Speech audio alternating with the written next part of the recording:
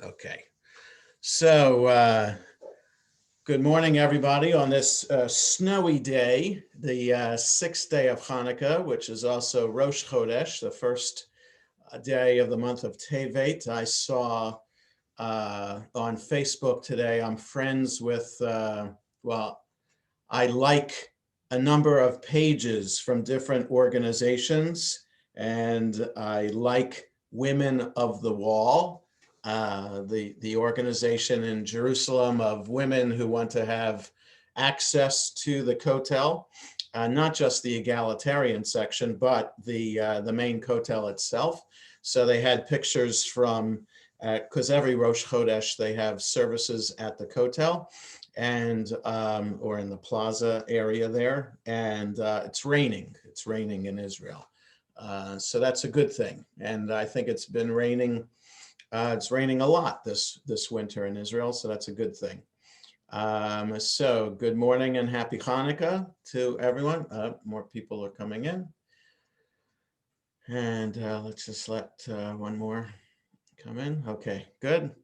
So happy Hanukkah, everybody, again on this snowy day. Our portion is Miketz. We're on page 250 in the Eitz Chaim Chumash. Whatever edition of Chumash you're looking at, it's Genesis chapter 41. Baruch atah Adonai Eloheinu melech haolam shekidshanu b'mitzvotav v'tzivanu la'asok b'divrei Torah. So we continue the Joseph story, this beautiful story or beautifully written story of the rise and fall and rise of Joseph as the fourth generation, Abraham, Isaac, Jacob, and Joseph, 4 generations of the first Jewish family, which will end the book of Genesis in a couple of weeks. And serve as a transition to the book of Exodus for how the Israelites ended up in Egypt. So we continue the story. The way the parsha, the portions are broken up by the rabbis, leave us in suspense each week.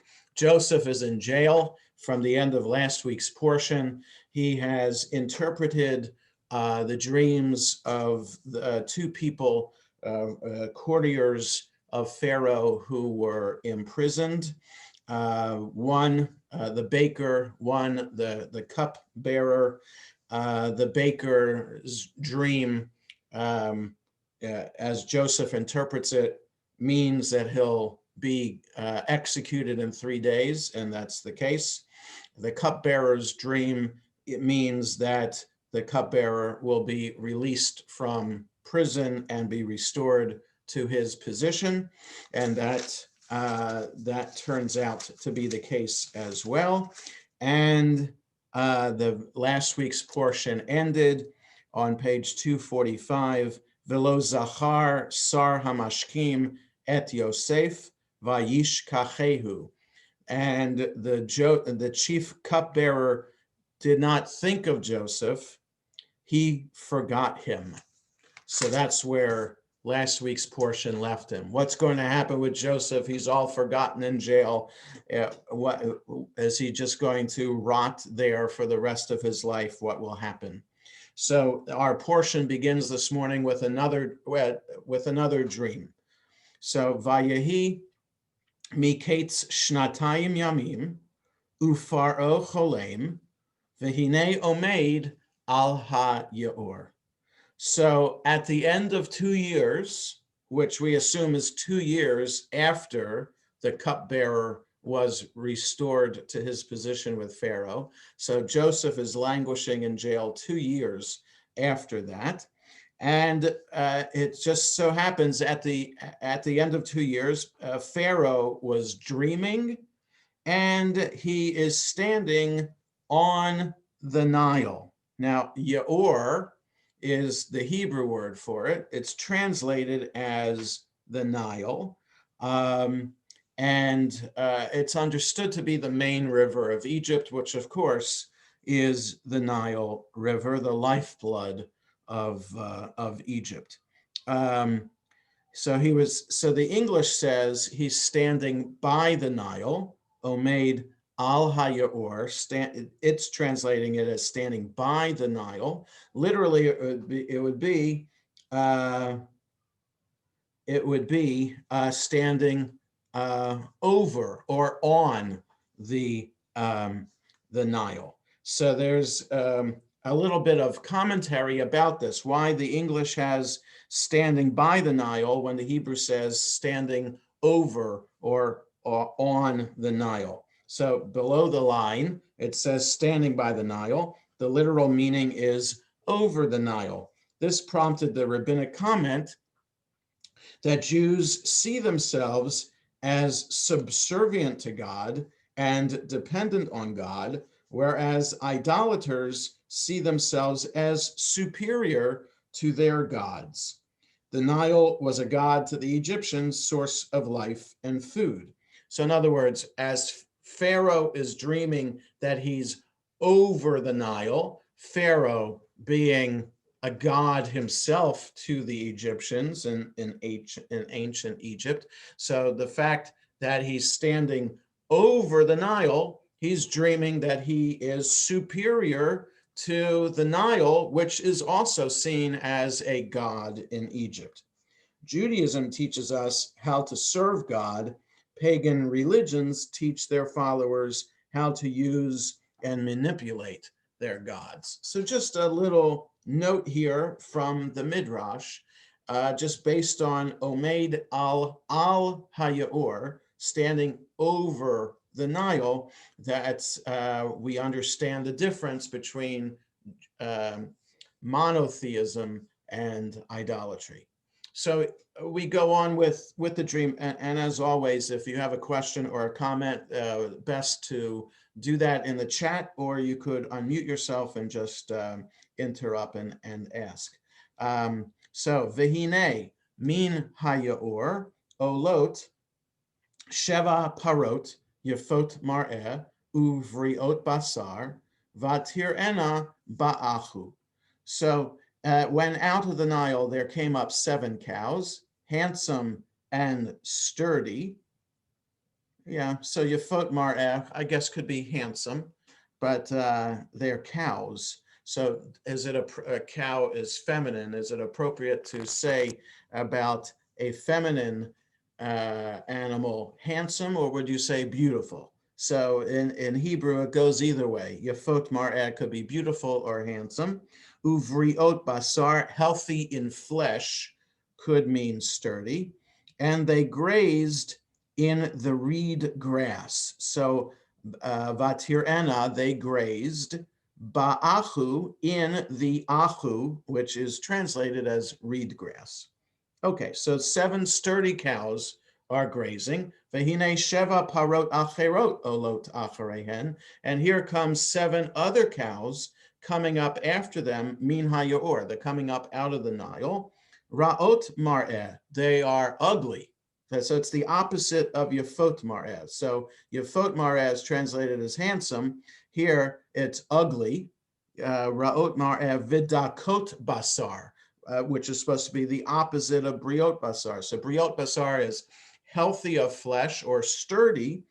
Dakot Basar would be thin of flesh. So you could say lean. It says here gaunt.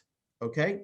Vata'amodna, and they're standing, Eitzel haparot, next to the other cows, al sfat hayaor, on the bank of the Nile.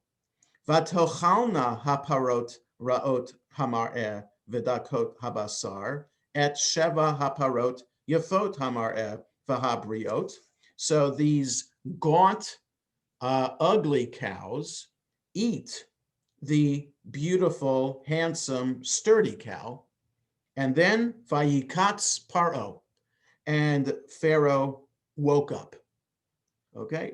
Vayikatz Paro. You might say that he suddenly woke up, so, or abruptly woke up.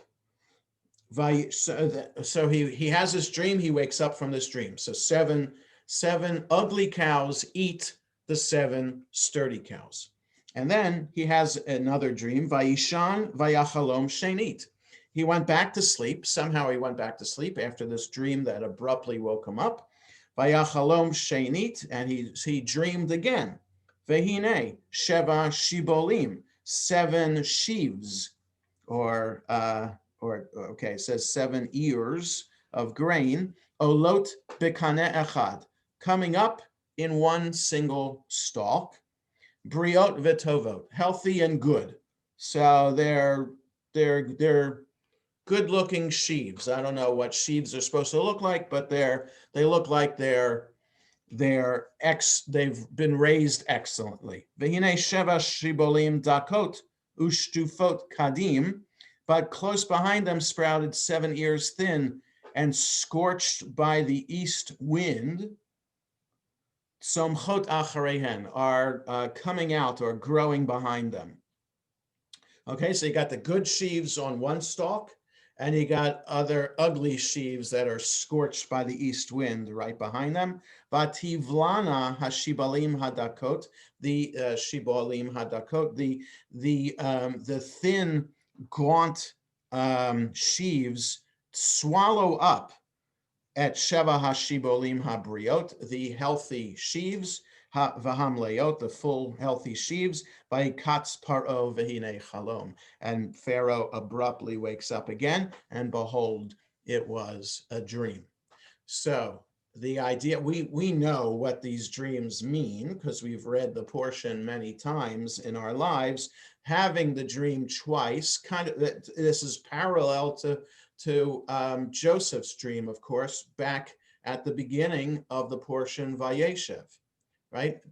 Joseph dreams there at twice. But not in the same night. He has 2 dreams that he shares with his brothers. One of the sheaves bowing down to one sheaf in the middle of them, sheaves encircling another sheaf and bowing down to the one in the middle. And he has of the stars in the sky and planets bowing down to one planet, right? So 2 dreams saying essentially the same thing, how others are bowing down to the one, and Moses and Joseph is interpreting that. Joseph is interpreting that as his brothers and also his parents bowing down to him, as how he will be eventually seen as the superior in the family. So we have this as a frame. Joseph has the dream at the beginning of Vayeshev. Here, Pharaoh has a dream, a double dream with the same message at the beginning of Miketz. Saul just asked me a question, how do we know that Yaor is the Nile? We just have to take it, the scholars understand, biblical scholars understand that Yaor refers to the river of Egypt, and the river of Egypt is the Nile. There is no other river in Egypt, so that's how that is. Why 7 cows and 7 ears? Because that's going to be 7 years of plenty. Now Joseph is about to interpret these dreams in this particular way. So I just wanted to add the literary frame here. Joseph had the dreams, 2 dreams in a row that reinforces a message. Pharaoh has 2 dreams in a row that reinforce a message as well. Nobody, as the portion goes on, nobody can interpret these dreams for Pharaoh until verse 9, right? You got all the Hartumei Mitzrayim, the magicians of Egypt, in verse 8. Hartumei Mitzrayim, which appear again in Exodus around the plagues, right? Because Pharaoh calls on the Hartumim, these magicians, to try to do the same things that Moses is doing through God. The blood in the Nile, the Egyptian magicians are able to do something like that. Moses' staff turning into a snake, and the Egyptians are able to do that trick too. So we have the Hartumim in Egypt appear in the book of Exodus through that, the story of the plagues, and here they appear for the first time as these magicians, but they're also advisors to to Pharaoh, kind of like oracle readers. You think about reading the tea leaves, that kind of thing. That's how, in some way, ancient leaders would get a message of what they are supposed to do. So they get the magicians together, the soothsayers or whatever, to do whatever kind of magic they're doing to try to understand what the course of action should be. So these Egyptian magicians are not able to understand these dreams. Ve'ein potero tam leFaro. There's no one to interpret them to Pharaoh. So verse 9, Vaydaber sar hamashkim et paro lemor. So then the cupbearer, who we met in at the end of last week's portion, et chata'ai ani maskir hayom. I must make mention today of my offenses. Et chata'ai ani maskir hayom. Whenever I hear this phrase, and my father will know who this is. When I was a rabbi in Massachusetts for 5 years, I would always go to the Board of Rabbis meetings and the Rabbinical Assembly meetings. There was a rabbi in Framingham, Massachusetts, Rabbi Mary Levine, rabbi there for many years. May he rest in peace. He always used this phrase. Just to say, instead of saying, I'm sorry, he would say, Et chata'ai ani maskir hayom. That was like a Mary Levine phrase. And he said it often enough for me to associate this phrase with Mary Levine. So at chata'ai ani maskir hayom, I must make mention today of my offenses. Or in other words, I humbly admit before you that I have made a mistake. But it's more than a mistake. It's a chet. And later in the Torah, a chet is a sin. Chet can also mean missing the mark, like in archery. If you shoot a bow and arrow and the arrow misses the bullseye, that term for missing the mark is also chet. So it's missing the mark. It is transgressing. It is sinning against God. Okay, so it's not just a mistake against one human offends another human being. It's deeper. It has a deeper connotation than that. And when we read the Torah, obviously, when we read the portion Miketz, we haven't yet gotten to Exodus and Leviticus, but we have. And so having the word chata'ai here before we know from the religious context in the book of Leviticus, that doesn't matter. We can interpret it. We can interpret the word the same way, even though it appears here in a literary context in Genesis and in a religious context later in the book of Leviticus. Still, chata'ai, my mistake, these are grave offenses. There's a grave offense that I am being reminded of today, namely that he had forgotten for 2 years about Joseph languishing in jail. So the cupbearer tells Pharaoh that there was somebody in jail with me, and he interpreted my dream and the baker's dream, and these dreams came true. The baker was executed, and I was restored to my position. Maybe we should call on him to interpret the dream. So then verse 37 on page 254, Vayitav hadavar be'enei Pharaoh uve'enei kol avadav. No, sorry. I skipped ahead 2 pages. I'm sorry about that. So 252, Vayishlach Paro vayikrat Yosef vayiritzuhu min habor. Pharaoh called for Joseph. They raised him from the pit. And so also a reminder from last week's portion where Joseph was lowered into the pit, put into the pit by his brothers. So now he's out of the pit, calling the jail the pit.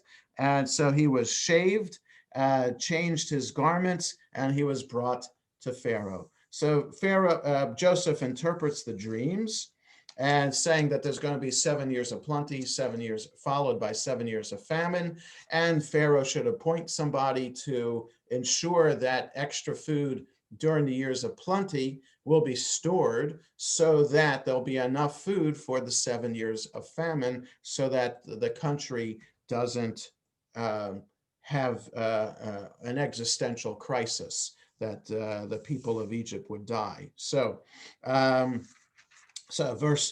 bottom of 253, 253, verse 33.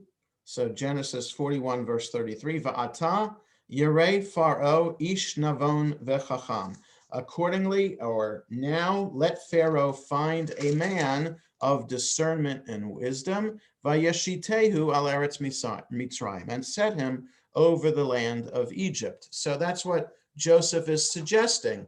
This lowly prisoner who's been brought out of jail, who interprets the dreams and that the magicians can't interpret, he's suggesting to the great, powerful God Pharaoh what Pharaoh should do in order to ensure that Egypt survives. There should be magistrates, there should be districts, and they should ensure that there be enough food. Now we get to verse 37, and I just want to focus on what's coming up here. Verse 37, page 254, Genesis 41, verse 37. Vayitav hadavar be'enei Pharaoh uve'enei kol avadav. And the matter sounded good in the eyes of Pharaoh and in the eyes of all his servants. Vayomer Paro el avadav. Pharaoh said to his servants, Hanimsa kazeh ish asher ruach Elohim bo. Have we found a man like this who has the Spirit of God in him? So this is how the second Aliyah ends, on this positive note, a religious note. Is there found a man like this who has the Spirit of God in him? So does this strike you in any way that Pharaoh should say this? Yes, they worship all kinds of gods. Right. Why would they make the Hebrew God more important? Exactly. That's exactly the point that should come to everyone's mind as soon as you read this. What is Pharaoh doing acknowledging God with a capital G and recognizing that God with a capital G, that means our God, the God of the Torah, should bestow God's Spirit on a human being? And in fact, if Pharaoh would say anything, Pharaoh, being a god of an Egyptian god in human form, should say of anyone that he himself has the Spirit of God in him. The fact that he's acknowledging first, he's not necessarily acknowledging, have we found a man like this who has a Spirit of God in him? I mean, he should have said, is there somebody in all of Egypt who has the Spirit of God like me in him? That's what we would think Pharaoh would be saying. But no, Pharaoh is saying, at least the Torah is saying, that Pharaoh says that Pharaoh's acknowledging God, our God, because when he's using the term Elohim, we've seen the term Elohim many times already in the Torah, right? Breshit bara Elohim. That's the third word of the Torah. And so God is referred to as Elohim throughout the Torah. And so when we see the term Elohim here, that means our God, God. So what is Pharaoh doing acknowledging God? Okay, so that's what we should stop and think about here, and clear that the narrator of the Torah here has a particular theological perspective in mind, and that's our theology, that this is a this is an Israelite Jewish theology being presented here. And of course, Pharaoh would acknowledge God, and that highlights even more how important and significant God is, that even Pharaoh could acknowledge God.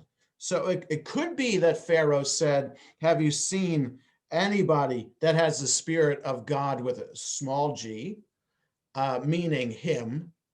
It's like, in other words, Pharaoh could have been saying to his advisors, there's nothing like an Egyptian God's spirit in anybody other than me. Here you have my spirit in Joseph. But our Torah translates that Egyptian religious thought into Jewish thought and makes it into a Jewish statement here that highlights how Pharaoh is acknowledging God as our God, as the God. Okay, so just wanted to point that out, that's it doesn't make sense that Pharaoh would be saying this. It's possible that the narrator of the story is transforming the real words that Pharaoh said into Jewish words at this point. And also this idea of the Spirit of God being in somebody, you don't have that too often in the Torah. We do have this idea of the Spirit of God taking hold of somebody. About Bezalel, the chief designer of the Mishkan. If we turn, just keep your finger here on 254, but turn ahead to page 555 in the Eitz Chaim. 555, this is Exodus 35, verse 31. This is the portion Vayakel. So we have Truma and Tetzaveh in Exodus are the extensive details of how the Mishkan is to be built and how the vestments are supposed to be designed and made. And then you have half of the portion of Kitisa. The beginning of the portion, Kitisa, finishes off some more vessels. You have the rest of the portion, Kitisa, about the golden calf. And then Vayakel and Pekude, the last two portions in Exodus, describe how these objects and vestments were built and sewn. But they were under the direction of Bezalel, who we're introduced to here on page 555, verse 30. Vayomer Moshe el bnei Yisrael re'u kara Adonai b'shem Bezalel ben Uri ben Hur lamate Yehuda. Moses says to the children of Israel, to the people of Israel, see, God has called by name Bezalel, son of Uri, son of Hur, of the tribe of Judah, vayemale oto ruach Elohim. And God, and he has filled him with the Spirit of God, bechokhmah, bitvuna, uveda'at, uvekol melacha. He has filled him with wisdom, discernment, and knowledge, or understanding and knowledge. There's a whole variety of translations for those three words: wisdom, understanding, and knowledge. In what could be the difference between those three words is down below. It talks about that, and I'm translating it as wisdom, understanding, and knowledge. But the English has here skill, ability, and knowledge. Okay, that doesn't matter, and all work. In other words, artistic design work. Okay, so God filled Bezalel with Ruach Elohim, the Spirit of God. And a couple of the prophets are described as having Ruach Elohim, the Spirit of God, in them. So it's one thing for an Israelite or God to describe someone as being filled with the Spirit of God. It's quite another for Pharaoh himself to be recognizing that someone is filled with the Spirit of God, right? So we would understand that from a Jewish perspective, a Jew telling a story about a prophet or about important work being done with building the temple or building the Mishkan, that the Spirit of God is in him. It's quite remarkable that a non-Israelite, a total non-Jew, someone outside our culture, being able to recognize not only God, but also that God can fill someone else with the Spirit of God. So I'm just highlighting this as how important this is as a statement about um, people in the Bible, and how unusual it is for Pharaoh to be describing somebody else in that way. Okay, so I wanted to talk about that, and also now there's a little bit more I want to talk about on. So Pharaoh recognizes this. He appoints Joseph to be his second in command. Verse 42 on the bottom of 254. Vayasar Paro et tabato me'al yado. Pharaoh takes off the ring from his hand. Vayitenota al yad Yosef, and gives it into Joseph's hand. Vayalbeshoto bigdei shesh. He dresses him in linen garments. Vayasem revid hazahav al Savaro. I was hoping Paul would be here today. His son Ravid, named here for the mention of Ravid here, placed a gold necklace around his neck. 43, Vayarkev oto ber mirkevet hamishne asher lo.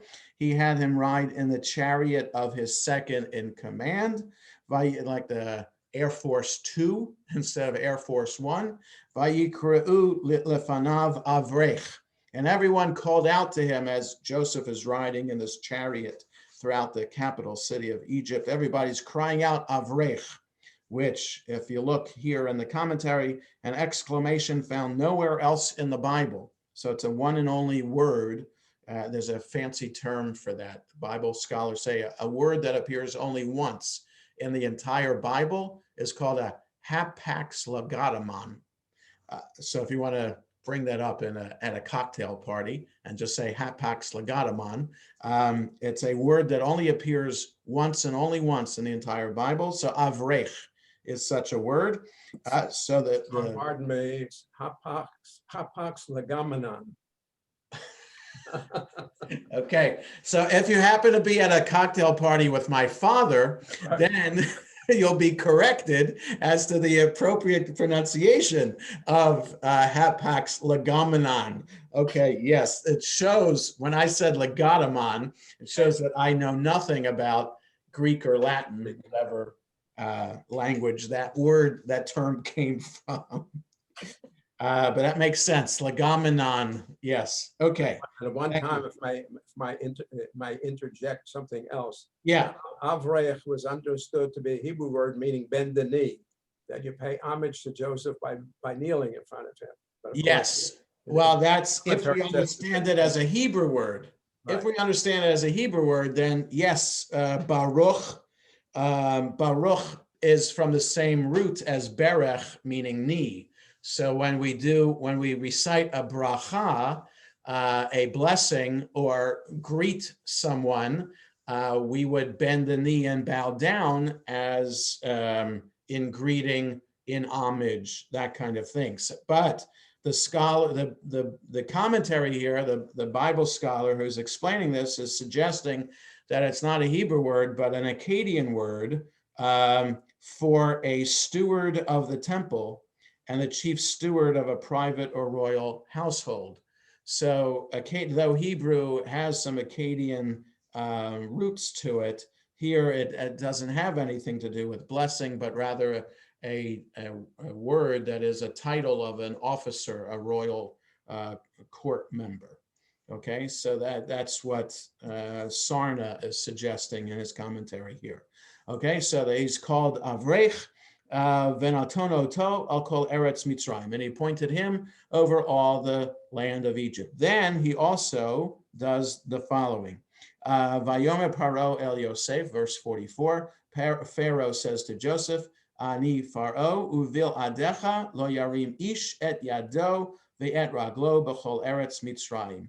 I am Pharaoh, yet without you, no one shall lift up hand or foot in all of the land of Egypt. In other words, nothing will be done without your say-so.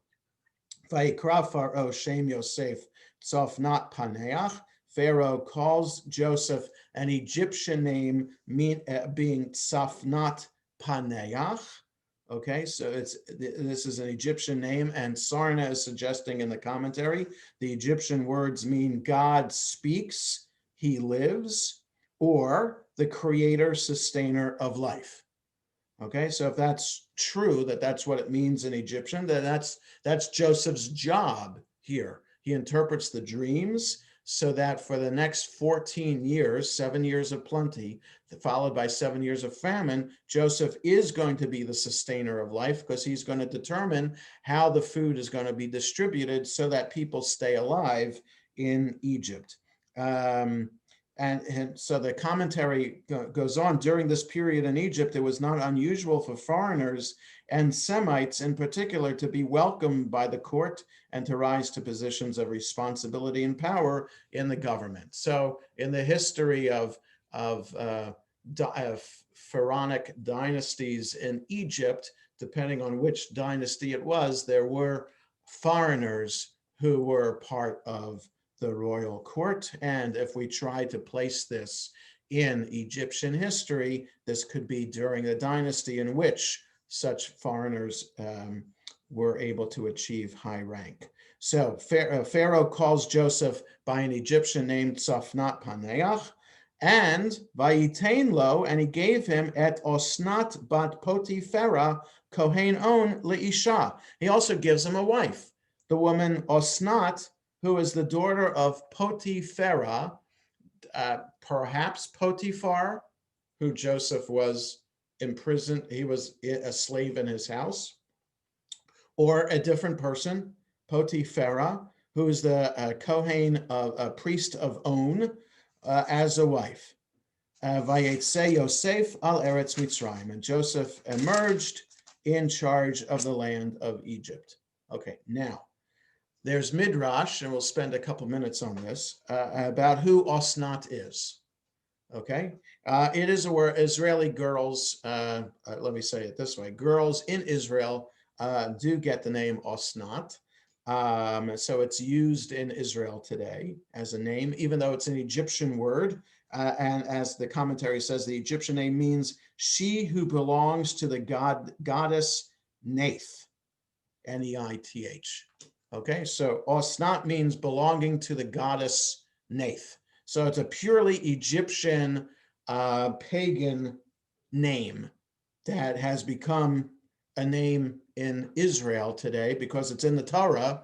So therefore it's in the Torah, it became Hebraized.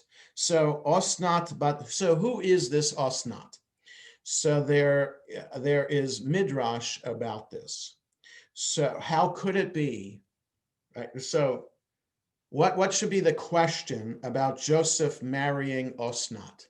What is the question that comes to mind before we get into, don't read below the line in the Eitz Chaim, what should be the question about this as a Jew reading the Torah?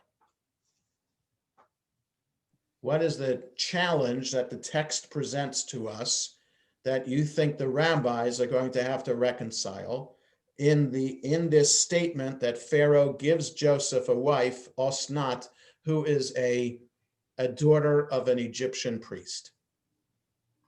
Well, it's not like Jacob and Esau. I mean, Jacob and Isaac marrying within their relatives. It's Right. outside of that, from another country. That's right. So yes, not only a foreigner, but yes, but a priestess of another religion. So the issue for the rabbis who have the system of rabbinic Judaism that says Jews should only marry Jews, and who understand that the people in the Torah should have abided by the same laws as in the time of the rabbis themselves, So even though the rabbis are living 1,000 years after this time in the Torah, the rabbis can't conceive of the idea that the people of the Torah would have lived by a different system and a different set of rules. No, the people in the Torah have to live by the same rules as the rabbis are suggesting that everybody follow. So therefore, how could it be that Joseph would agree to marry this Egyptian priest, this daughter of an Egyptian priest? How could that be? So the rabbis come up with two suggestions to solve this problem so that the reader won't say, oh no, Joseph intermarried. Joseph married a non-Jewish woman. How could that be? How could we hold Joseph to such high esteem if he's marrying somebody who's a non-Israelite? So the rabbi said, have no fear.